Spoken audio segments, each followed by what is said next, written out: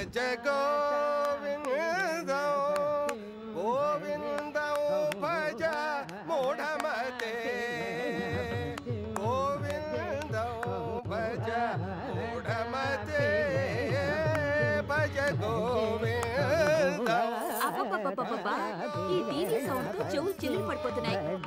గోవిందం భజ మూఢమతే భజ గోవిందం గోవిందం భజ మూఢమతే.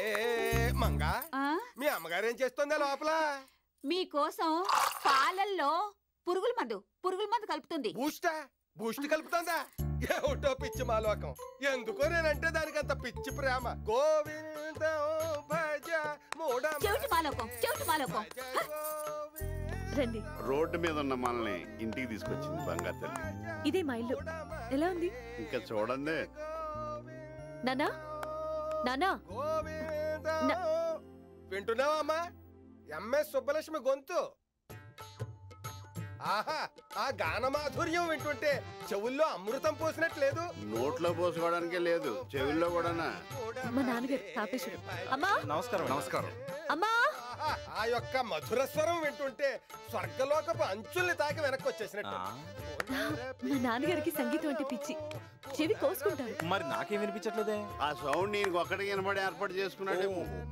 ఈయనకి బ్రహ్మ చెవుడు. బ్రహ్మకి చెవుడా? మా అమ్మ రామేశ్వరం. నమస్కారం అండి. కాసేపు ఆ టీవీ ఆపండి. అబ్బాయి మాటలు నాకేం వినబట్టలేదు. వీడికంటే సౌండ్ పార్టీలో ఉంది. వీళ్ళు మన పై పోర్షన్లోకి అద్దెకొచ్చారు. ఏంటి, పెళ్లి చూపులకు వచ్చారా? మొహమాట పడుతున్నట్టున్నారు. కూర్చోండి బాబు. ఏవండి, మన అమ్మాయిని చూసుకోవడానికి పెళ్లి వారు వచ్చారు. ఏమిటి, మీటర్ రీడింగ్ చూసుకోవడానికి వచ్చారా? దానికి ముగ్గురెందుకే? అబ్బా, ఓట్ల కోసం కాదండి, పెళ్లి చూపులకు వచ్చారు. మీరు కూర్చోండి బాబు. ఆయనకి కాస్త చెవుడు, ఏం వినబడి చావదు. నీ పేరేంటి బాబు? ధర్మ. కర్మ. అతని పేరు రాజు. పూజ. అదేం పేరు బాబు? అబ్బాయి వీణ బాగా వాయిస్తాడు అనుకుంటాను. నాకు వీణంటే చాలా ఇష్టం. ఆ రోజుల్లో మా వారు కూడా బాగా వాయించేవారు. ఇప్పుడు రాగాలు శృతి తప్పుతున్నాయి. ఒక్కసారి మొహమాట పడకుండా వాయిస్తే నా చెవులార వినాలనుంది. ఆ చెవులతో వింటారా? ఆహా, చిడతలు కాదు బాబు, వీణ. రండి, మనం పైకి వెళ్దాం.